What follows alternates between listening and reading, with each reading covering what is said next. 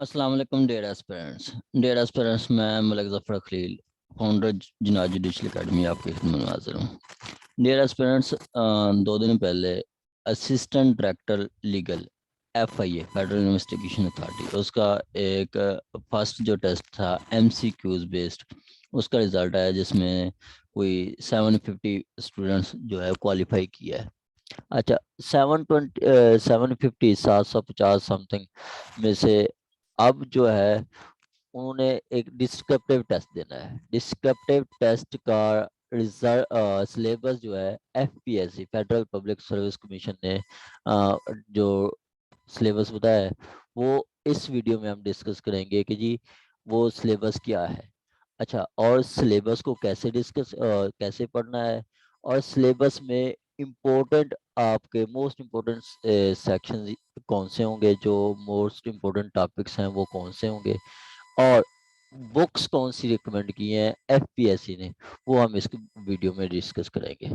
ठीक है, सबसे पहले उन्होंने बताया कि जी आपका जो टेस्ट होगा वो 100 नंबर का होगा, और उसके बाद क्वालिफाइंग वाले नंबर होंगे 40। लेकिन आप जेहन में रखें कि जी आपका 750 में से उन्होंने सिर्फ मतलब 75% को सिलेक्ट करना है। ठीक है, 75 या 100 जिसका इंटरव्यू लेंगे वो। ठीक है, तो you have to achieve obtain 80 plus marks to qualify for test. ठीक है, तो 40% उन्होंने क्राइटेरिया रखा है, लेकिन आप जिसके 80 प्लस नंबर होंगे इस डिस्क्रिप्टिव टेस्ट में वो क्वालिफाई करेगा। ठीक हो गया। अच्छा, उसके बाद उन्होंने कहा कि जी टाइम जो होगा 3 घंटे का होगा। 3 घंटे का टाइम होगा, 100 नंबर का पेपर होगा। ठीक हो गया। अच्छा, उसका जो सिलेबस उन्होंने बताया ना, सिलेबस को 2 हिस्सों में डिवाइड किया। एक उन्होंने बताया गया कि डेफिनेशंस ऑफ क्राइम। ठीक है, डेफिनेशंस ऑफ क्राइम, सिर्फ डेफिनेशन ऑफ क्राइम नहीं, डेफिनेशंस ऑफ क्राइम। उसमें एक तो डेफिनेशन जो हम जनरल पढ़ते हैं कि जी illegal act for which someone can be punished by government. ठीक है, वायलेशन ऑफ लॉ। इसमें आपकी फिर सारी मतलब क्राइम की डेफिनेशन आ जाएंगी, मतलब जो PPC में जो ऑफेंसेस बताई गई हैं वो सारी आ जाएंगी, या दूसरे क्रिमिनल लॉज जैसे आपका CNSA है, AT है, पीका है, उन सब की डेफिनेशंस आ सकती हैं। कोई भी डेफिनेशन उसमें आ सकती है, वो सारे क्राइम्स हैं। ठीक है, क्राइम जो भी है, क्रिमिनल लॉ चल रहे हैं, उन सब की आ सकती है। उन्होंने 2 हिस्सों में डिवाइड किया है, एक डेफिनेशन का, बाकी उन्होंने कहा कि जी ऑल अदर प्रोविजंस ऑफ ये arbitration law, civil court ordinance, code of civil procedure, Pakistan penal code, और उसके बाद कानून शहादत आर्डर, और CRPC। ठीक हो गया, और CRPC। अच्छा, इसमें अब जो बाकी कहता है ऑल प्रोविजंस ऑफ, ये दूसरा पार्ट है, ऑल प्रोविजंस ऑफ आर्बिट्रेशन। अब आर्बिट्रेशन लॉज के लिए उन्होंने बुक रेकमेंड की है M महमूद की। अब इस वक्त जो पाकिस्तान में आर्बिट्रेशन लॉज चल रहे हैं वो यही एक आर्बिट्रेशन एक्ट है।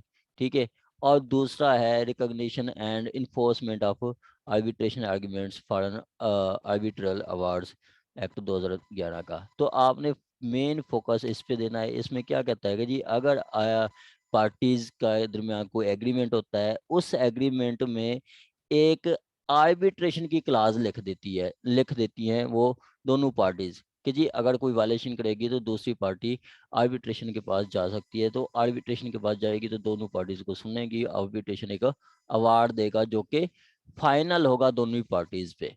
ठीक है, तो ये इजी एक्ट है, कोई उसमें मुश्किल नहीं है। ठीक है, तो इसको आपने अच्छी तरह करना है। ठीक है।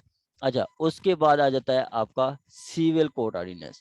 सिविल कोर्ट ऑर्डिनेंस के अगर आप साथ ये सिलेबस भी देखें, ठीक है, तो सिलेबस में उन्होंने कहा है कि जी आपका establishment of civil courts and original and appellate jurisdiction. ठीक है, ओरिजिनल एंड एप्लेट जुरिस्डिक्शन। तो यहाँ पे ओरिजिनल एंड एप्लेट जुरिस्डिक्शन। अब ये देखें, जो आपका सिविल कोड ऑर्डिनेंस है सेक्शन 3 बताता है क्लासेस ऑफ सिविल कोर्ट्स कौन सी हैं, district court, additional district court, और उसके बाद सिविल जज। सिविल जज क्लास 1 फर्स्ट सेकंड थर्ड। ठीक हो गया। उसके बाद फिर सेक्शन 8 में सिविल जज के बारे में बताया गया कि जी सिविल जज को अपॉइंट किया जा सकता है। सेक्शन 9 में पेक्युनियरी जुरिसडिक्शन बताई गई है सिविल कोर्ट की, पेक्युनियरी जुरिसडिक्शन। सेक्शन 10 में आपका टेरिटोरियल जुरिसडिक्शन बताई गई है। अच्छा, यहाँ पे सिविल कोर्ट्स की सिविल पेक्युनियरी जुरिसडिक्शन जो बताई गई है सिविल जज की, फर्स्ट क्लास की अनलिमिटेड है, सेकंड क्लास की 5 मिलियन मतलब 50 लाख तक, और जो थर्ड क्लास है उसकी 1 मिलियन मतलब 10 लाख तक सुन सकता है। थर्ड क्लास 10 लाख तक, सेकंड क्लास 50 लाख तक, और फर्स्ट क्लास अनलिमिटेड है। इसी तरह फिर टेरिटोरियल जुरिसडिक्शन, टेरिटोरियल जुरिसडिक्शन कहता है कि जी एक सिविल जज की जो जुरिसडिक्शन है वो डिस्ट्रिक्ट तक होगी। ठीक हो गया। 12 में है कि जी आपका डिस्ट्रिक्ट जज कोई केस ट्रांसफर कर सकता है, और हाई कोर्ट पावर दे तो फिर सीनियर सिविल जज भी ट्रांसफर कर सकता है। आगे 17 में बताया गया जी अपील, अगर मतलब डिस्ट्रिक्ट जज के खिलाफ फैसले के खिलाफ अपील होती है तो फिर आपकी हाई कोर्ट होगी। इसी तरह वो कहता है कि जी अगर सिविल एडिशनल डिस्ट्रिक्ट जज के ऑर्डर के खिलाफ अपील हो सकती है तो फिर वही सिविल डिस्ट्रिक्ट जज के खिलाफ ऑर्डर के खिलाफ भी अपील हुई हो सकती है। आगे 18 में उन्होंने बताया गया कि जी एप्लेट जुरिसडिक्शन, सिविल कोर्ट्स की एप्लेट जुरिसडिक्शन, वो ये बताता है कि जी अगर आपका क्लेम है 50 मिलियन मतलब 5 करोड़ तक, 5 करोड़ तक है तो डिस्ट्रिक्ट कोर्ट में जाएंगे। अगर आपका क्लेम सब्जेक्ट मैटर या क्लेम, ठीक है, वैल्यू ऑफ सब्जेक्ट मैटर या आपका क्लेम की वैल्यू जो है आपकी 50 मिलियन से ज्यादा मतलब 5 करोड़ से ज्यादा है तो फिर फर्स्ट अपील ही सेशन हाई कोर्ट जाएगी। 5 करोड़ से ज्यादा है तो आप हाई कोर्ट जाएंगे, 5 करोड़ से कम है तो आप सिविल कोर्ट से आएंगे। ठीक हो गया। आगे आ जाता है अच्छा, उन्होंने कहा कि जी ऑल प्रोविजंस ऑफ ये जो लॉज है। अब थर्ड में कहता है सीपीसी, सीपीसी के सारे मतलब सेक्शन तो आपने सारे करने हैं। 157 सेक्शन है जो कि ये बताया गया कि जी उसमें जो इम्पोर्टेंट है, ठीक है, 3 4 5 है वो उसकी बताता है इफेक्ट के जी सीपीसी जो है दूसरे किसी लोकल या स्पेशल लॉ या स्पेशल जुरिसडिक्शन को इफेक्ट नहीं करेगी। इसी तरह सेक्शन 9 है civil court exclusive jurisdiction to try all suits of civil nature, ये सुन सकता है। अब उसके अलावा 10 है रेस सब जुडिस, 11 है रेस जुडिकाटा, और 12 है कि जी बार तो फर्दर सूट, कि मतलब एक सूट अगर पहले डिसाइड हो गया तो फिर वो नहीं होगा। इसी तरह अगर आपका उसमें कोई आप कहते हैं 12(2) कहता है कि जी आपका कोई फ्रॉड है, कोई मिसरिप्रेजेंटेशन है, या आपका फ्रॉड मिसरिप्रेजेंटेशन, या आपका फ्रॉड है मिसरिप्रेजेंटेशन है, या फिर आपका यही चीज एक और want of jurisdiction, want of jurisdiction, ये 3 चीजें हैं। तो आप उस डिग्री को एप्लीकेशन देके चैलेंज कर सकते हैं। आगे 16 से 20 तक टेरिटोरियल जुरिसडिक्शन है। आगे 22 23 ट्रांसफर आ जाता है, फिर कास्ट वगैरह आ जाता है। ये 36 से 74 तक एग्जीक्यूशन से रिलेटेड है। ये 36 से 74 एग्जीक्यूशन, और 21 आर्डर 21 कंप्लीट, इन मुकम्मल को आपने पढ़ना है तो इसमें से एक क्वेश्चन लाजमी आता है, कोई भी एग्जाम हो तो एक क्वेश्चन तकरीबन आता है। ठीक हो गया। अच्छा, उसके बाद आपका 96 से 102 तक आपकी अपील है। ठीक है, 96 से 2 तक 103 तक आपकी अपील है, 114 रिव्यू है, 115 रिवीजन है। ठीक हो गया। इसके जो मोस्ट इम्पोर्टेंट है आर्डर फर्स्ट आपने करना है, और उसके बाद आर्डर 5 से लेके 9 तक ये सारे करने हैं। 5 में समन का तरीका बताता है, 6 में प्लीडिंग का बताता है, प्लीडिंग कैसी होनी चाहिए, 7 में प्लेंट के कंटेंट्स बताता है, 8 में रिटर्न स्टेटमेंट, 9 में अपीयरेंस ऑफ पार्टीज है। ठीक है। और जब पार्टीज अपेयर हो जाती हैं तो फिर रिटर्न स्टेटमेंट आ जाते हैं, तो इश्यूज फ्रेम किए जाते हैं, इश्यूज फ्रेम किए जाते हैं तो आर्डर 16 के तहत विटनेसेस बुलाए जाते हैं। विटनेसेस आ जाते हैं तो फिर उनकी उनको कहा जाता है कि एविडेंस दे। अगर उसमें अगर विटनेस आपके नहीं आते तो 17(2) के तहत वो एक्सपर्टी प्रोसीडिंग इनिशिएट हो सकते हैं। 17(3) के तहत आपका दावा अगर एविडेंस नहीं देते तो कोर्ट फैसला डिसाइड कर सकती है, अदम चाहे तो दावा डिसमिस कर सकती है, दाखिल दफ्तर कर सकती है। ठीक हो गया। आर्डर 21 टोटल इजरा के बारे में है। आर्डर 26 लोकल कमीशन के बारे में कि जी कोर्ट लोकल कमीशन भेज सकते हैं। 27 suit by and against government. और आपका 32 जो है आप minor can sue and can be sued. ठीक है, माइनर जब दावा करेगा तो नेक्स्ट पेरेंट के थ्रू आएगा, जब माइनर के ऊपर दावा करेंगे तो वो गार्डियन एड लिटरम के थ्रू आएगा।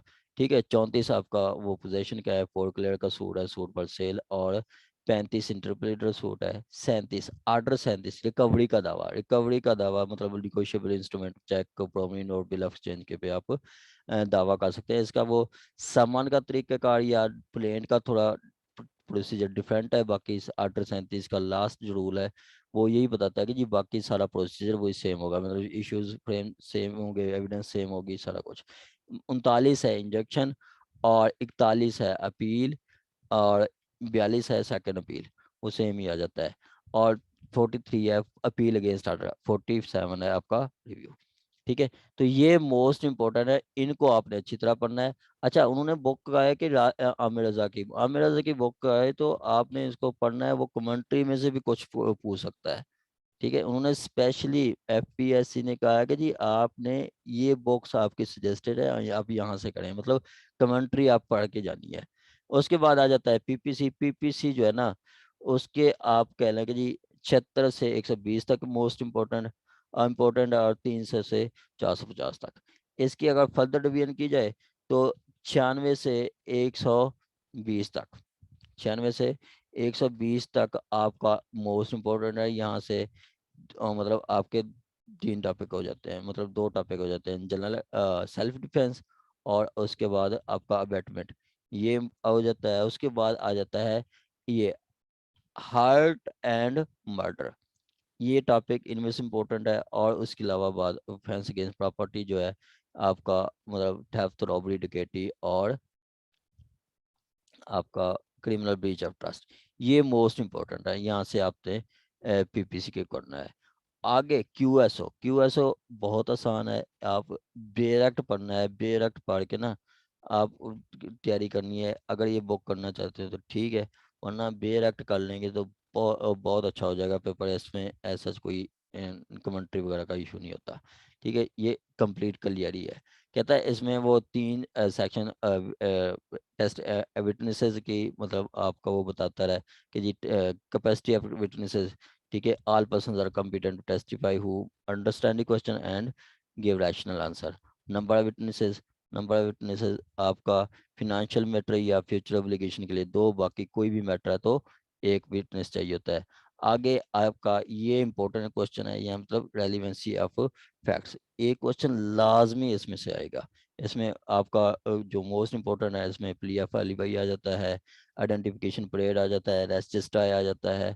ठीक है, और उसके बाद आपका आपका स्टेट ऑफ माइंड आ जाता है। उसके बाद ये है expert opinion, most important. Expert opinion बार बार वो क्वेश्चन पूछ रहा है, आगे 46 से भी वो पूछ सकता है, डाइंग डेक्लेरेशन वगैरह। एक्सपर्ट ओपिनियन से की वो जो आपकी एविडेंस है वो रेलिवेंट होती है। और आगे ये 70 से 76 तक। ठीक है, 70 से 76 तक, 71 कहता है oral evidence must be direct, और उसके बाद 72 प्राइमरी एविडेंस, 73 प्राइमरी, वो कहता है कि जी डॉक्यूमेंट को आप प्राइमरी या सेकेंडरी एविडेंस से प्रूव कर सकते हैं। 73 में प्राइमरी एविडेंस की डेफिनेशन है, 74 में सेकेंडरी एविडेंस की डेफिनेशन है, और 75 में कहता है कि जी अगर प्राइमरी एविडेंस नहीं है तो सेकेंडरी एविडेंस दे सकते हैं इन सिचुएशन में। वो सिचुएशन 76 में बताई गई है कि जी आपका डॉक्यूमेंट लॉस्ट हो गया, डॉक्यूमेंट किसी दूसरी पार्टी के पोजेशन में है, डॉक्यूमेंट आपका पब्लिक डॉक्यूमेंट है, डॉक्यूमेंट किसी जुडिशियल प्रोसीडिंग का रिकॉर्ड हिस्सा है, डॉक्यूमेंट बल्कि है, डॉक्यूमेंट आपका नंबरलेस काउंट्स में है, तो इन सिचुएशन में आप सेकेंडरी एविडेंस दे सकते हैं। और उसके बाद आप burden of proof, burden of proof most important topic, और 164 सेक्शन मॉडर्न डिवाइसेस, ये तो आपके मोस्ट इंपोर्टेंट है, जो मतलब मोस्ट इंपोर्टेंट से मुराद जो बार बार रिपीट हो रहे हैं। ठीक हो गया। उसके बाद आता है सीआरपीसी, सीआरपीसी में आपके जो मोस्ट इंपोर्टेंट टॉपिक होंगे वो आपका लिख लें जी, आपका ट्रायल है। ठीक है, आपका ट्रायल, ट्रायल जो है ट्रायल सेशन ट्रायल, और उसके अलावा magisterial trial, lunatic trial, summary trial. Trials वो पूछ सकता है, या फिर रिमांड का तरीका वो पूछ सकता है, या फिर आपका जो मोस्ट इम्पोर्टेंट होगा 154 से लेके 200 तक, 204 तक, ये मोस्ट इम्पोर्टेंट है, मतलब आप कह लो कि 204 तक, वो 154 से 173 तक इन्वेस्टिगेशन है, फिर चालान आ जाता है, कॉग्निजेंस ली जाती है 190 के तहत, फिर उसके बाद प्राइवेट कंप्लेंट भी आ सकती है। उसके बाद फिर 240 से 221 से 239-40 तक चार्ज है, चार्ज फ्रेम किया जाता है, ठीक है। और उसके बाद फिर ट्रायल शुरू हो जाते हैं। मतलब ये जो डिवीजन बनाई हुई है मोस्ट इंपॉर्टेंट है, इनको आप करेंगे ना इसी डिवीजन के हिसाब से, तो बहुत अच्छा होगा जाएगा पेपर आपका। और ये आपका है कि अपील, ट्रायल, रिव्यू, डिवीजन वगैरह, ठीक है। तो ये आपका सिलेबस है, ऐसा कुछ भी नहीं है, आप मेहनत करें तो ये पेपर आपका मतलब बहुत अच्छा हो सकता है। अच्छा, इसकी ना उन्होंने वैसे कुछ नहीं बताया, होपफुली डिवीजन यही होगी कि जी आपका उन्होंने 20 नंबर का सीपीसी में से देना है, सीपीसी और आपका सिविल कोड ऑर्डिनेंस, ठीक है।